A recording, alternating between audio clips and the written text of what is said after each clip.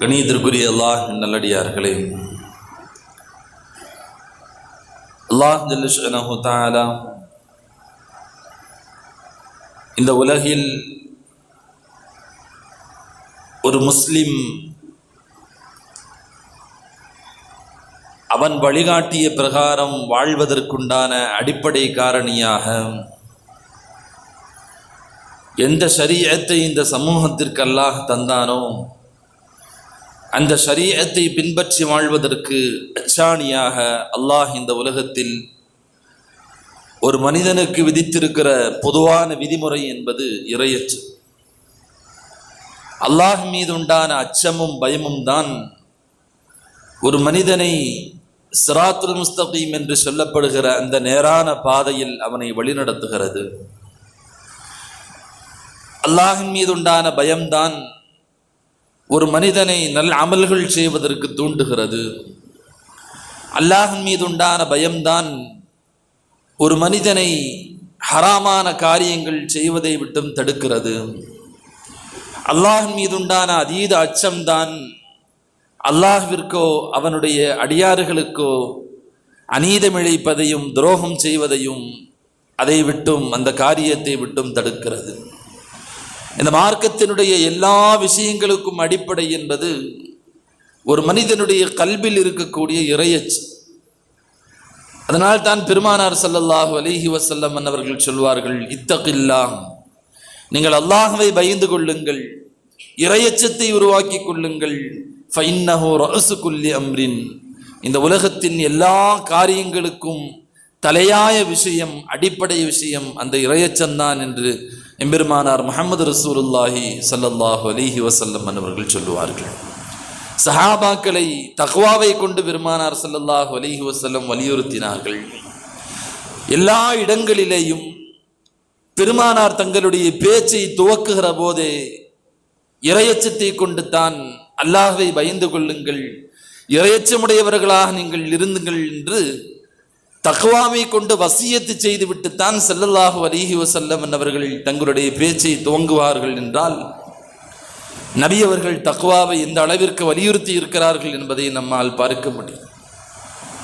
இறையச்சம் என்பது நாம் இறங்கி வைத்திருப்பதை போல நிறைய அமல்கள் செய்வது என்பது இறையச்சத்தினுடைய அடையாளம் அல்ல.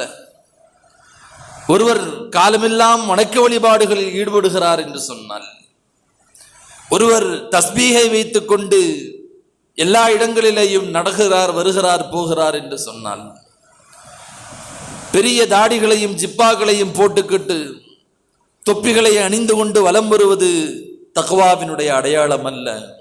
அருமை நாயகம் ஸல்லல்லாஹு அலைஹி வஸல்லம் அவர்கள் சொன்னார்கள், அத்தக்வா ஹாஹுனா.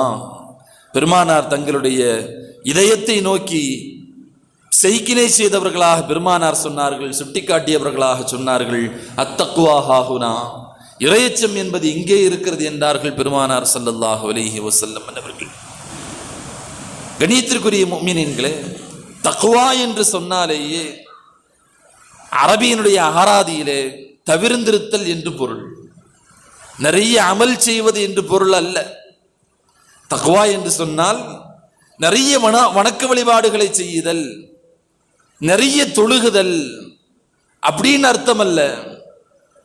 தக்வா என்று சொன்னால் அரபியினுடைய அகராதியிலே அல் இஜ்தினாப், தவிர்ந்திருத்தல் அப்படின்னு அர்த்தம். எதை விட்டும் தவிர்ந்திருக்க வேண்டும்?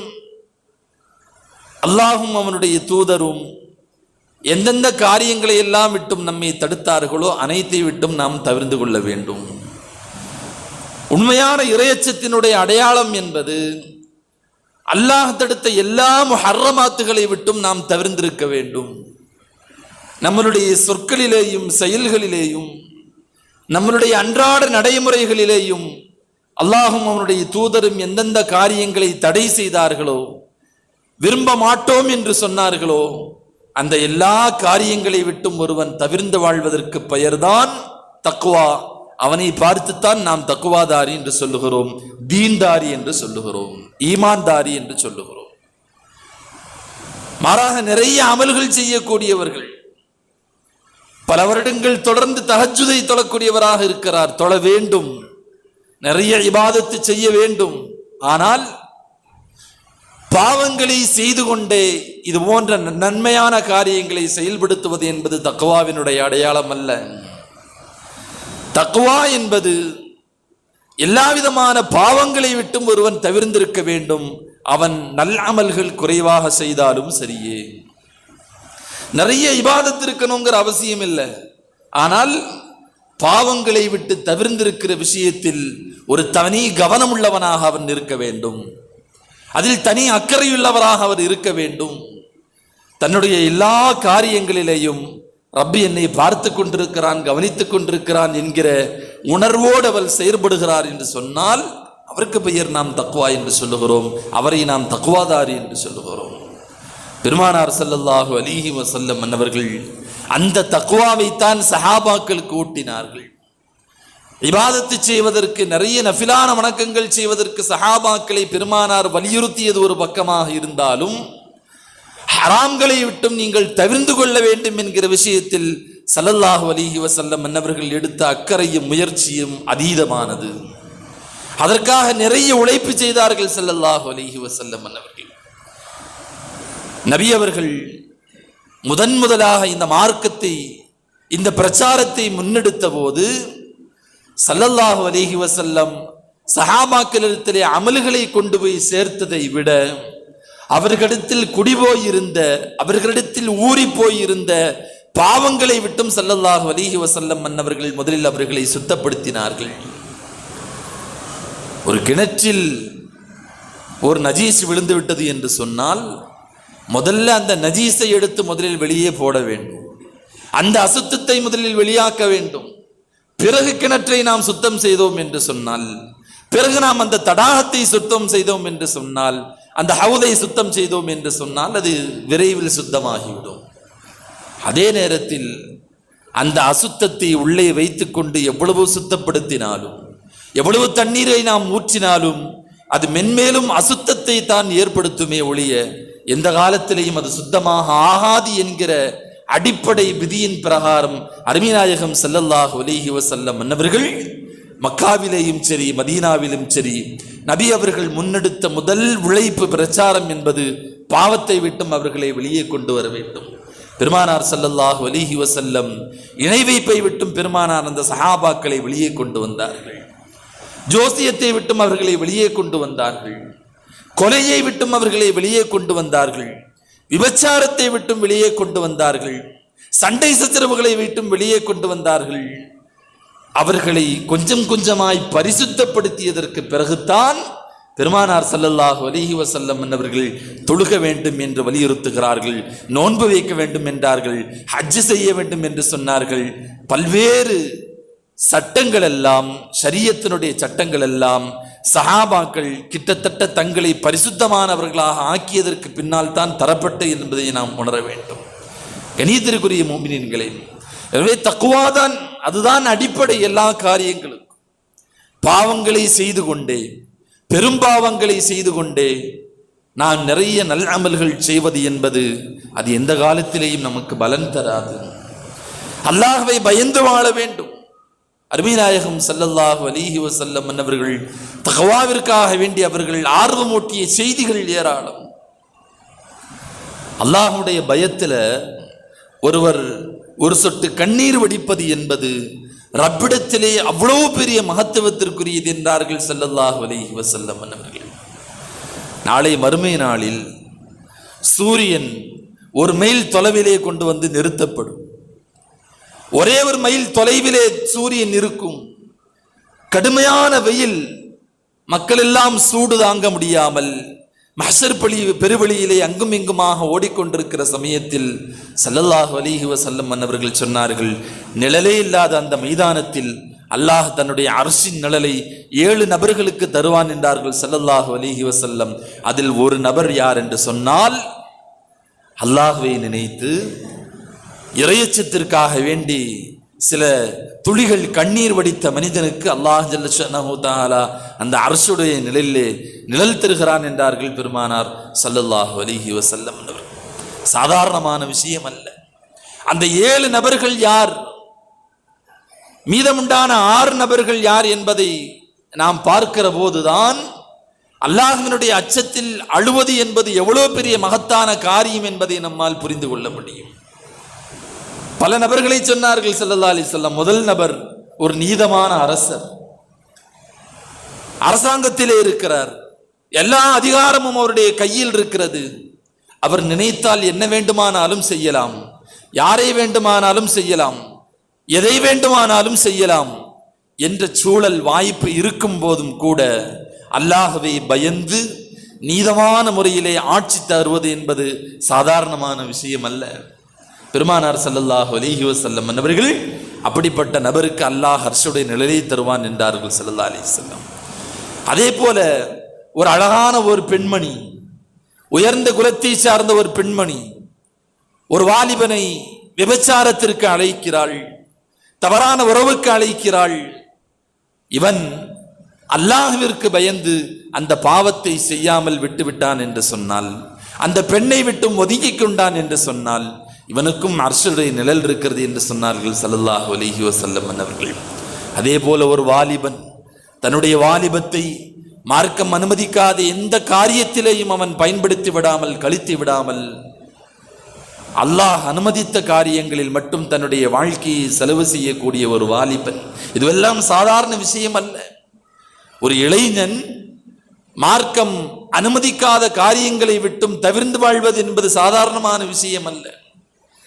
அந்த விஷயத்தோடு பெருமானார் ஸல்லல்லாஹு அலைஹி வஸல்லம் இறையச்சத்திற்காக 2 சொட்டு கண்ணீர் வடிக்கிற நபரை பெருமானார் இணைத்து பேசுகிறார்கள் என்று சொன்னால் இதுவும் சாதாரணமானதல்ல என்பதை நாம் புரிந்து கொள்ள வேண்டும். கண்ணியத்திற்குரிய முஃமினீன்களே, கடைசியாக அல்லாஹ்வை நினைத்து நாம் அழுதது எப்போது என்று நாம் யோசித்து பார்க்க வேண்டும். ரப்ப நினைச்சு நான் கடைசியா இன்னைக்கு அழுதேன் நம்மளால யோசித்து சொல்ல முடியுமா? அல்லாஹ் பாதுகாக்க வேண்டும். இறையச்சமில்லாத ஒரு வாழ்க்கையை நாம் வாழ்ந்து கொண்டிருக்கிறோம்.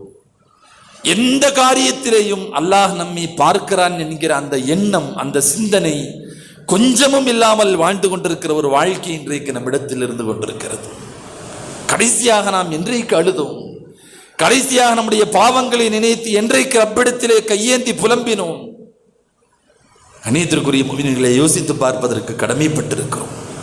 ஒரு இறையச்சமில்லாத வாழ்க்கையை, ஒரு மோசமான ஒரு வாழ்க்கையை ஒரு 60-70 வருட காலங்களில் நாம் வாழ்ந்து தீர்த்து விட்டோமே என்கிற அந்த உணர்வும் அந்த கைசேதமும் ஒரு மனிதனுக்கு எப்பொழுது புரியும் என்று சொன்னால், குர்ஆன் சொல்லுகிறது, லா யுகாதிரு ஸகீரத்தன் வலா கபீரத்தன் இல்லா அஹ்ஸாஹா. நாளை மறுமை நாளில் அல்லாஹ்விற்கு முன்னால் கொண்டு வந்து நிறுத்தப்படுகிற ஒரு அடியான், அவனுடைய அமல் நாமா பட்டோலை அவனிடத்தில் வழங்கப்படும். அவன் அதை திறந்து பார்ப்பான். லா யுகாதிரு ஸகீரத்தன் வலா கபீரத்தன் இல்லா அஹ்ஸாஹா. அந்த புத்தகத்தை பார்த்து விட்டவன் சொல்லுவான், இது எப்படிப்பட்ட ஒரு புத்தகம் இது? நான் உலகத்தில் செய்த எந்த சிறியதையும் இது விட்டு வைக்கவில்லை, எந்த பெரியதையும் இது விட்டு வைக்கவில்லையே, எல்லா காரியங்களையும் இது பதிவு செய்திருக்கிறது என்று அந்த நேரத்தில் ஒரு மனிதன் நின்று புலம்புகிற அந்த நிகழ்வுதான் இந்த உலகத்தில் எவ்வளவு தூரம் நாம் இறையச்சமில்லாமல் வாழ்ந்திருக்கிறோம் என்பதற்கான விஷயம். கண்ணியத்திற்குரியவர்களே, எல்லா செய்திகளும் பதிவு செய்யப்படுகிறது. நாம் பேசுகிற ஒவ்வொரு வார்த்தையும் அல்லாஹ்விடத்தில் பதிவு செய்யப்படுகிறது. சர்வசாதாரணமாக பேசிவிட்டு போய்விடுகிறோம், கடந்து போய்விடுகிறோம். ஆனால் நாம் பேசிவிடுகிற ஒவ்வொரு வார்த்தையும் அல்லாஹ்விடத்தில் கொஞ்சமும் மாற்றம் இல்லாமல் அது பதிவு செய்யப்படுகிறது. நாம் செய்கிற எந்த ஒரு செயல்பாடும் அல்லாஹ்விடத்திலே பதிவு செய்யப்படுகிறது. ஏன்? நாம் கல்பில் நினைக்கிற சில எண்ணங்களும் அல்லாஹ்விடத்திலே பதிவு செய்யப்படுகிறது என்று சொன்னால், ஒரு பாவம் செய்யணும்னு நாம கல்வில நாம நினைச்சு அதுக்காக ஆசைப்படுறோம், அல்லாஹ் அதை பதிவு செய்கிறான். ஒவ்வொரு காரியத்தையும் ரப்பு பதிவு செய்கிற போது அல்லாஹ்வினுடைய அச்சம் கொஞ்சமும் இல்லாமல் வாழக்கூடிய நம்மை பார்த்து அல்லாஹ் ஆச்சரியப்படுகிறார். ஹதீஸ் குதுசியிலே வருகிறது, பெருமானார் ஸல்லல்லாஹு அலைஹி வஸல்லம் அவர்கள் சொன்னார்கள், மனுஷனை பார்த்து அல்லாஹ் ஆச்சரியப்படுறான். அவனுடைய வாழ்க்கை சொற்பமான ஒரு வாழ்க்கை, அவனுக்கு எல்லா ஷரியத்தையும் தந்திருக்கிறேன், பின்னால என்னவெல்லாம் நடக்கப் போகிறது என்பதை முன்கூட்டியே சொல்லி இருக்கிறேன், அவனுக்கு எச்சரித்திருக்கிறேன், சொர்க்கத்தை பற்றியும் நரகத்தை பற்றியும் அவனுக்கு சொல்லி இருக்கிறேன். எல்லாம் சொல்லி இருந்தும் கூட என்னை பற்றி கொஞ்சமும் சிந்தனை இல்லாமல் அந்த பாவத்திலேயே மூழ்கி இருக்கிற மனிதனை பார்த்து எனக்கு ஆச்சரியமாக இருக்கிறது என்று அல்லாஹ் சொல்லுவதாக அருமை நாயகம் ஸல்லல்லாஹு அலைஹி வஸல்லம் என்பவர்கள் குறிப்பிடுவார்கள். யதார்த்தம் அதுதானே. கொஞ்சகால வாழ்க்கை எப்படி இது ஒரு நாளைக்கு முடிஞ்சு போயிருங்கிறது நாம எல்லாரும் நம்புறோம். எப்பொழுது அந்த வாழ்க்கை முடிந்து போகும் என்று கூட நம்மால் சொல்ல முடியாது உறுதியிட்டு. இன்னைக்கு முடிஞ்சிடலாம், நாளைக்கு முடிஞ்சிடலாம், அடுத்த ஒரு வருடத்தில் முடிந்து விடலாம். கடந்த வருடம் நம்மோடு இருந்தவர்கள் இந்த வருடத்தில் நம்மோடு இல்லை. இந்த வருடத்தில் நாம் இருக்கிறோம், அடுத்த வருடத்தில் இருப்போமா என்று தெரியவில்லை.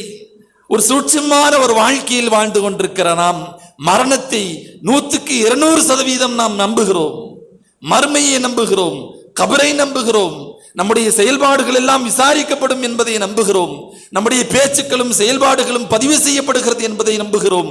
எல்லாவற்றையும் நாம் நம்பினாலும் கூட பாவங்களை சர்வசாதாரணமாக செய்து விடுகிற நம்மை பார்த்து நிச்சயமாக நமக்கே ஆச்சரியம் வர வேண்டும். இன்றைக்கு நாம் எதை அல்லாஹ்வுடைய அச்சத்தோடு நாம் எதை அணுகிறோம் என்பதை யோசிக்க வேண்டும். கண்ணியத்திற்குரிய முஃமினீன்களே, சஹாபாக்களுடைய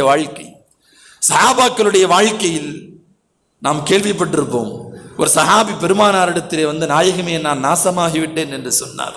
ஒரு பெரும் பாவம் நான் செய்து விட்டேன் என்று சொன்னார். ஸல்லல்லாஹு அலைஹி வஸல்லம் கேட்டாங்க, என்ன செஞ்சேன்? அதை எப்படி சொல்லுவேன் யா ரசூலல்லாஹ்? என்னுடைய இந்த நாவினால் நான் எப்படி சொல்லுவேன்? பெருமானார் ஸல்லல்லாஹு அலைஹி வஸல்லம் அவர்கள், உன் பாவத்தை விட அல்லாஹ் பெரியவன், உன் பாவத்தை சொல்லுன்னு சொன்னாங்க. நான் தழுதலுக்கு அந்த சஹாபி சொன்னார், சாலையோரம் நடந்து கொண்டிருக்கிற போது ஒரு சஹாபி பெண்மணியனுடைய மேனியை பார்த்து விட்டேன் நாயகமே, இனி இந்த கண் கொண்டு உங்களை எப்படி பார்ப்பேன் நாயகமே என்கிற அந்த சஹாபியனுடைய கதறலும் குமுறலும் எப்பேற்பட்ட உயர்ந்த இறையச்சத்தில் அவர்கள் இருந்திருக்கிறார்கள் என்பதை நமக்கு உணர்த்துகிறது. எப்பேற்பட்ட அல்லாஹ்வினுடைய பயம் இருந்திருந்தால் அந்த சஹாபி பெருமானாரிடத்தில் இப்படி வந்து பேசி இருக்க முடியும். அதை ஒரு பெரும் பாவமாக அவர் நினைத்திருக்க முடியும். இன்னைக்கு நாம எத்தனை பேர் அந்நிய பெண்களை பார்ப்பதையும் சாதாரணமாக சினிமாக்களை பார்த்து விடுவதையும் அல்லாஹ் பாதுகாக்க வேண்டும்.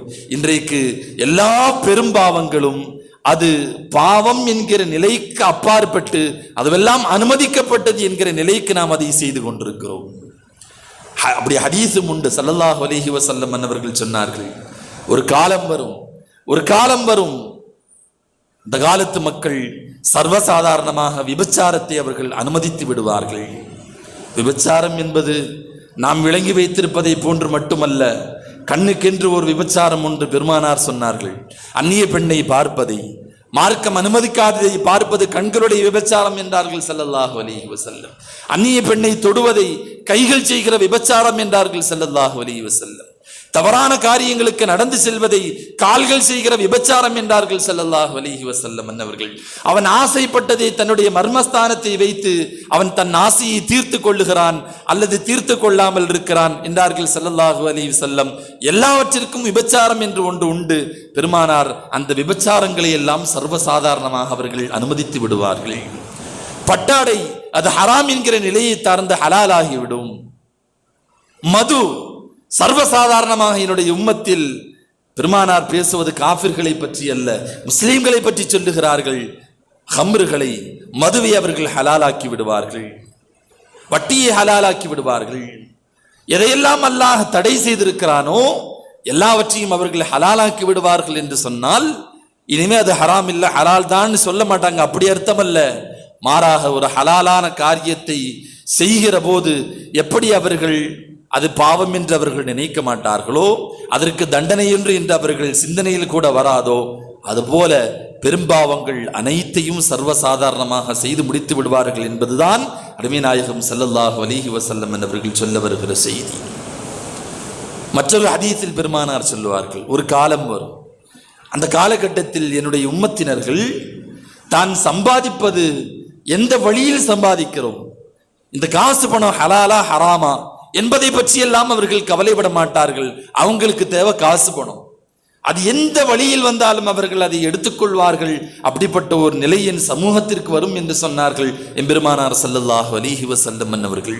இன்றைக்கு நாம் எத்தனை இடங்களில் சர்வசாதாரணமாக கேள்விப்படுகிறோம். நம்முடைய சமூகத்தை சார்ந்த, நமக்கு தெரிந்த, நமக்கு தெரியாத எத்தனையோ முஸ்லீம்கள் சர்வசாதாரணமாக வட்டியிலே போய் விழுந்திருப்பதை பார்க்கிறோம். அல்லாஹ் ஜல்ல ஷஅனஹு தஆலா, நான் போர் செய்கிறேன், போர் பிரகடனம் செய்கிறேன், என் கூட சண்டைக்குவான் அல்லாஹ் தஆலா சொல்லக்கூடிய ஒரு பெரும் பாவம் என்பது வட்டி. அந்த வட்டியை இன்னைக்கு முஸ்லிம்கள் சர்வசாதாரணமாக சில நபர்கள் சொல்லக்கூடிய செய்திகளை எல்லாம் பார்க்கிற போது, சில பேர் வேறு வழி இல்லாமல் வட்டிக்கு என்ன செய்கிறாங்க, கடன் வாங்கக்கூடிய சூழலை பார்க்கிறோம். வேறு வழி இல்லாமல், அதை அனுமதிக்க முடியாது என்பது வேறு. ஆனால் நம்முடைய முஸ்லிம் சமூகத்தில் இருக்கக்கூடியவர்களே வட்டிக்காக வேண்டி பணம் கொடுக்கிறார்கள் என்பதை கேள்விப்படுகிற போது ஆச்சரியப்படுகிறோம். கடன் தருகிறார்கள் வட்டிக்காக வேண்டி. வட்டி கொடுக்கிறவனும் முஸ்லீம், வட்டி வாங்குறவனும் முஸ்லீம். கண்ணியத்திற்குரிய முஃமினீன்களே, ஒரு காலம் வரும் பெரும்பாவங்கள் சர்வசாதாரணமாக அது செய்யப்படும்.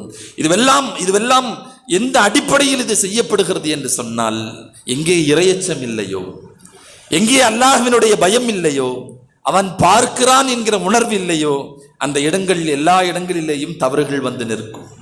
எல்லா இடங்களிலேயும் தவறுகள் துணிச்சலாக அது செய்யப்படும். இன்றைக்கு நம்முடைய சமூகத்தில் நடக்கக்கூடிய ஹராமான எல்லா காரியங்களும், வட்டியை பார்க்கிறோம், விபச்சாரத்தை பார்க்கிறோம், மதுவை பார்க்கிறோம், போதைகளை பார்க்கிறோம். இதனுடைய அடிப்படை அனைத்தும் கல்பிலே பெருமானா ஸல்லல்லாஹு அலைஹி வஸல்லம் தக்வா எங்கே இருக்கிறது என்று சொன்னார்களோ அந்த இடத்தில் தக்வா இல்லாததனுடைய விளைவு ஹராமானதை கூட ஹலாலானதாக நாம் செய்ய ஆரம்பித்து விடுகிறோம். கணியத்திற்குரிய முஃமினீன்களே, பெருமானார் ஸல்லல்லாஹு அலைஹி வஸல்லம் மன்னவர்கள் தக்வாவை இந்த உம்மத்தினுடைய அச்சாணியாக அடிப்படையாக வைத்தார்கள். அது இருக்கிற எல்லா இடங்களிலேயும் ஒரு முஃமினை அது பாதுகாக்கும், எல்லா இடங்களிலேயும் பாதுகாக்கும். ஆனால் தக்வா இல்லைன்னு சொன்னா அல்லாஹ் பாதுகாக்க வேண்டும். பெருமானார் இப்படியும் ஒரு செய்தி சொன்னார்கள், ஒரு காலம் வரும், என் கூட்டத்தில், என் சமூகத்தில் ஒரு சாரார் சிலையை வணங்குவார்கள், அப்படி ஒரு நிலையை வராத வரை கியாமத் நாள் வராது என்று சொன்னார்கள் முஹம்மது ரசூலுல்லாஹி ஸல்லல்லாஹு அலைஹி வஸல்லம். அப்படி ஒரு நிலை வரும், என்னுடைய சாரார், என்னுடைய உம்மத்தில் ஒரு கூட்டம் சிலைகளை அப்பட்டமாக நேரடியாக வெளிப்படையாக அவர்கள் வணங்குவார்கள் என்று பெருமானார் சொல்லுகிறார்கள் என்று சொன்னால், இதுவெல்லாம் இறையச்சம் கல்விலிருந்து கொஞ்சம் கொஞ்சமாக எடுபட்டு போனதற்கு பிறகு கடைசி நிலையில் வந்து நிற்கக்கூடிய நிலை என்பதை நாம் உணர்ந்து கொள்ள வேண்டும். எல்லா இடங்களிலேயும் அல்லாஹ் நம்மை பார்க்கிறான் என்கிற அந்த எண்ணம் வர வேண்டும். தொழுகையாக இருக்கட்டும், ஒரு ஜகாத்து, ஒரு சதக்கா, நல்ல காரியங்களாக இருந்தாலும் அதில் ரப்பு பார்க்குறாங்கிற எண்ணம் வேணும். இல்லைன்னா முகஸ்துதி வந்துடும். அடுத்தவன் பார்க்குறான், அவன் பார்க்குறாங்கிறதுக்காக செஞ்சோம்னு சொன்னால் அதில் முகஸ்துதி வந்துவிடும். அல்லாஹ் பார்க்கிறான், அவனுக்காக நான் செய்கிறேன். ரப்பு பார்க்கிறான், அவனுக்காக நான் தொழுகிறேன். இந்த மாதிரியான எண்ணத்தில் நாம் செய்கிற போது அங்கே இஹ்லாஸ் அதிகமாகிறது, உள தூய்மை அதிகமாகிறது. அதே போல ஒரு பாவத்தை விடுகிற போதும் கூட அல்லாஹ் என்னை பார்த்து கொண்டிருக்கிறான் என்பதற்காக வேண்டி விடப்பட்டது என்று சொன்னால் அதற்குரிய கூலியும் சாதாரணமானதல்ல. அர்ஷுடைய நிழலை அல்லாஹ் தருகிறான் என்று பெருமானார் ஸல்லல்லாஹு அலைஹி வஸல்லம் அவர்கள் சொன்னார்கள்.